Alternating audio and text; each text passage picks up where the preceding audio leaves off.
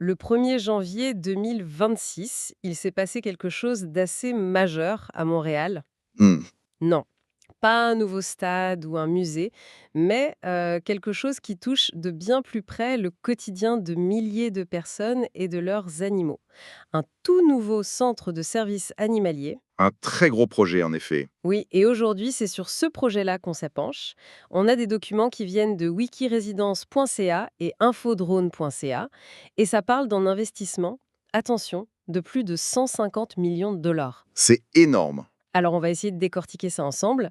L'idée, c'est de comprendre pourquoi ce n'est pas juste un refuge plus grand, mais peut-être le symptôme d'une redéfinition complète du service public en ville. Et ce qui est fascinant ici, c'est vraiment le contexte, le moment où ça arrive. Exactement. Ce n'est pas un hasard. Les sources parlent d'une, et je cite, crise sans précédent des abandons en 2025.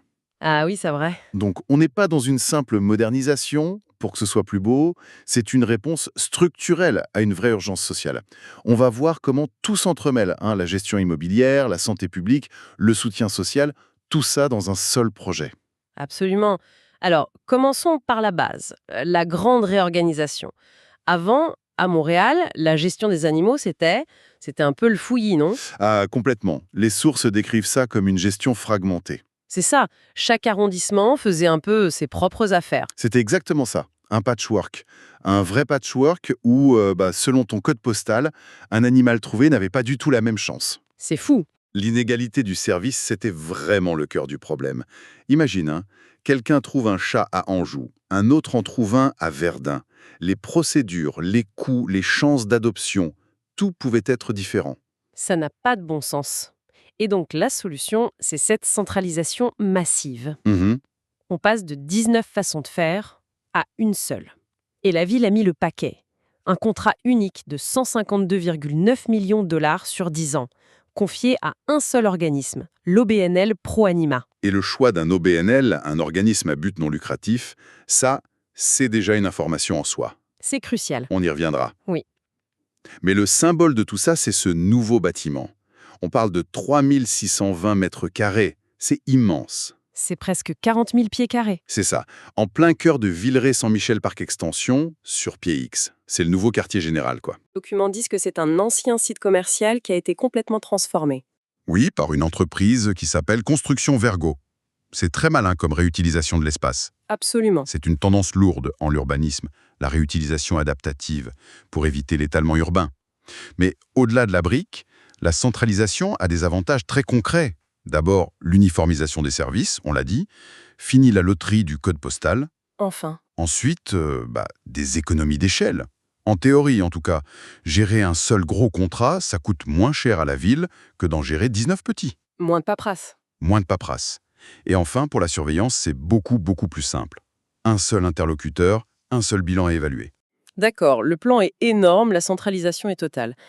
Mais ce qui me frappe, c'est le timing. 150 millions, c'est un investissement colossal. Pourquoi le faire maintenant? La pression devait être immense. Une pression gigantesque, oui.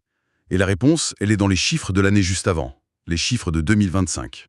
Oui, je l'ai ici, et c'est sidérant. Une augmentation de 26% des admissions d'animaux dans les refuges, juste pour la première moitié de 2025. 26%. C'est énorme. Les articles décrivent les refuges existants comme étant au point de rupture. On était clairement en pleine crise. En pleine crise, oui. Et c'est une crise qui a des racines probablement bien plus profondes que juste le cliché des animaux de pandémie. Ah, ce n'est pas juste ça. Non, ces chiffres-là, ils coïncident de manière vraiment troublante avec l'explosion de la crise du logement, l'inflation sur l'épicerie, les frais vétérinaires qui grimpent. L'abandon, c'est souvent le symptôme final. C'est la décision crève-cœur qui vient d'une précarité qui s'est installée. C'est un indicateur social, en fait. Exactement, et c'est là qu'on voit que la réponse du nouveau centre est pensée sur deux niveaux. C'est ça la clé du projet. Ok. D'un côté, tu as la réponse d'urgence, la réponse capacitaire.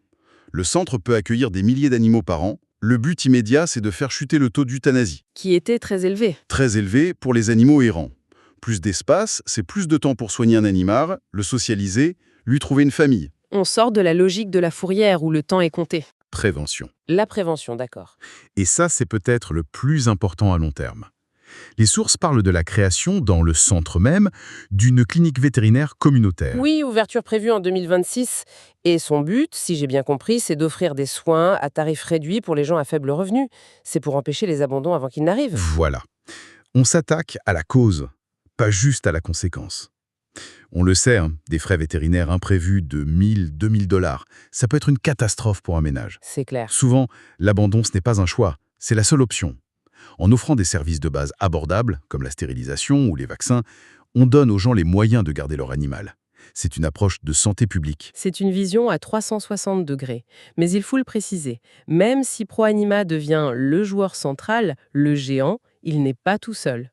Non, ce n'est pas un monopole, c'est une réorganisation des rôles. La SPCA de Montréal, par exemple, qui est une véritable institution sur Jean Talon-Ouest, Une institution. elle reste un pilier. Elle ne disparaît pas, loin de là. Alors c'est quoi son rôle maintenant dans ce nouveau système ? Elle garde son expertise unique sur lesquelles est plus complexe, c'est-à-dire les enquêtes pour cruauté et négligence animale. Ah d'accord, c'est leur spécialité. C'est ça. Ce sont eux qui ont les inspecteurs formés pour ça. Ils se concentrent aussi sur les soins d'urgence et la réhabilitation des animaux saisis dans des conditions terribles. On peut voir ça comme une répartition des tâches. ProAnima gère le volume, le service général, et la SPCA gère les cas spécialisés. Dans la gestion municipale, oui. Et ça, c'est un point fondamental. On passe d'un modèle où une bonne partie des services était faite par une entreprise privée, à but lucratif. À un modèle centré sur un OBNL, Exactement. Et ce n'est pas juste un changement de fournisseur. ça va plus loin que ça. Bah oui, je pense que ça va plus loin. En choisissant un OBNL comme partenaire principal, la ville envoie un message très fort. Qui est ? Elle dit « Ceci n'est plus une simple prestation de service à optimiser pour le profit, c'est une mission sociale. » Ça change toute la philosophie. L'argent, il est réinvesti dans la mission, pas distribué à des actionnaires. L'objectif, c'est le bien-être animal et, comme on va le voir, le bien-être humain. Et c'est un que j'ai réalisé en lisant que le mot refuge est presque trompeur. Les documents insistent pour décrire l'endroit comme un centre de ressources sociales. Le vocabulaire change toute la perspective. Une fourrière, c'est un endroit où on met des animaux à problème. Un centre de ressources sociales, c'est un endroit qui aide des gens qui ont des problèmes, et leur animal fait partie de la solution. Et ce ne sont pas que des mots. Les exemples concrets dans les articles sont incroyablement parlants. Le premier, c'est le soutien à l'itinérance. C'est un cas d'école. Pour une personne en situation d'itinérance, son animal, c'est souvent son seul lien affectif, sa seule sécurité. Son point d'ancrage. Absolument. Mais si cette personne doit aller à l'hôpital, ou trouve une place dans un refuge qui n'accepte pas les animaux, que se passe-t-il? Avant, c'était l'abandon forcé, j'imagine. Une tragédie. C'est ça. Alors que maintenant, le centre propose d'héberger temporairement l'animal, le temps que la personne se remette sur pied. C'est un service de garde d'urgence. Ça maintient un lien qui est vital. C'est immense. Le deuxième exemple est tout aussi fort, la lutte contre la violence conjugale. On n'en parle pas souvent de cet aspect-là. Et pourtant, c'est une réalité terrible. L'agresseur utilise très souvent l'animal comme un moyen de chantage. Oh non. Si tu pars, je lui fais du mal. Et pour beaucoup de victimes, l'idée d'abandonner leur animal à ce sort-là, c'est un obstacle qui les empêche de fuir. Et donc, le centre offre une solution concrète, accueillir l'animal en sécurité, le temps que la victime puisse se mettre à l'abri. Ça lève une barrière énorme. Ça désamorce une prise d'otage émotionnelle, dans le fond. Ça peut littéralement sauver des vies, humaines et animales. Et le troisième point, qui est décrit comme ayant explosé en 2025, la crise du logement. On en a parlé un peu, mais là, le rôle du centre est plus un rôle de médiateur. Oui, parce que le problème est différent. Avec la pénurie de logements, de plus en plus de proprios interdisent les animaux. C'est un classique. Fait qu'une famille, qui doit déménager, se retrouve face à un choix impossible. Trouver un logement qui accepte son animal, mission quasi impossible, ou l'abandonner. Alors que fait le centre ? Il se positionne comme un conseiller, un médiateur. Il peut aider à chercher des solutions, à parler aux propriétaires, informer sur les droits. Il agit en amont pour éviter que l'abandon soit la seule issue. Quand on met tout ça ensemble, itinérance, violence conjugale, crise du logement, on voit que la gestion animalière devient un prétexte pour faire du travail social. C'est exactement ça. Le message politique est très clair. La ville de Montréal reconnaît que le lien entre un humain et son animal, ce n'est pas un luxe, c'est un facteur de stabilité sociale, de santé mentale. En aidant l'animal, on offre un soutien direct et tangible à la personne. On utilise le point d'entrée animal pour rejoindre des gens que les services sociaux traditionnels ont parfois du mal à atteindre. C'est clair. Ce qui m'amène à une question très pratique. Pour quelqu'un qui écoute et qui a besoin d'aide maintenant pour des soins abordables à Montréal, quelles sont les options? Les sources dressent une sorte de guide, ce qui est très utile. Oui, et c'est l'information concrète qui peut changer la donne pour beaucoup de monde. Le réseau est plus riche qu'on ne le pense. Alors, allons-y. Premièrement, le nouveau centre ProAnima sur PIAX, même avant l'ouverture de sa clinique complète, il offre déjà des services comme la stérilisation, le micropuçage et 50 $ et de l'aide alimentaire. C'est un premier point de contact majeur. Ensuite, il y a la référence historique, la Clinique Mittens de la SPCA. Oui, Elle est spécialisée depuis des années dans la stérilisation à bas prix, spécifiquement pour les personnes à faible revenu. C'est vraiment leur créneau. et il y a une troisième initiative que je trouve remarquable, la clinique des animaux des gènes de la rue. Oui, en partenariat avec Dans la rue. C'est un modèle fascinant. Des étudiants en médecine vétérinaire de l'UDEM, supervisés par des profs, tiennent des cliniques mobiles. Et ils offrent des soins de base gratuits. Exactement. Examens, vaccins. Pour les animaux des jeunes sans-abri, c'est gagnant-gagnant. Les jeunes ont de l'aide et les étudiants ont une expérience de terrain incroyable. C'est une super liste, mais il y a un détail pratique qui est souligné. Pour accéder à ces tarifs réduits, ce n'est pas automatique. Non, et ça, c'est crucial de le savoir. Il faut presque toujours fournir une preuve de faible revenu, genre le dernier avis de cotisation du gouvernement.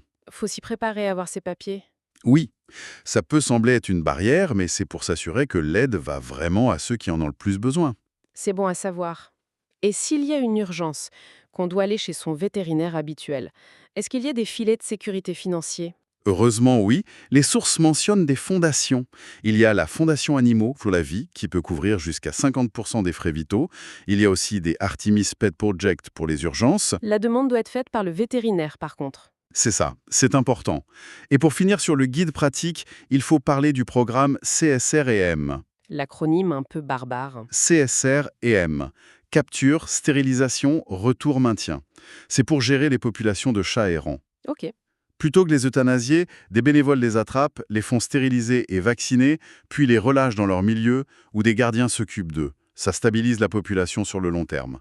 C'est une approche moderne et éthique. D'accord. Alors si on fait le bilan de tout ça, on est parti de l'annonce d'un nouveau bâtiment et on arrive à un tableau beaucoup plus complexe. Beaucoup plus. On a vu un virage stratégique majeur à Montréal. On passe d'une gestion éclatée à un modèle centralisé porté par un OBNL en réponse directe à une crise.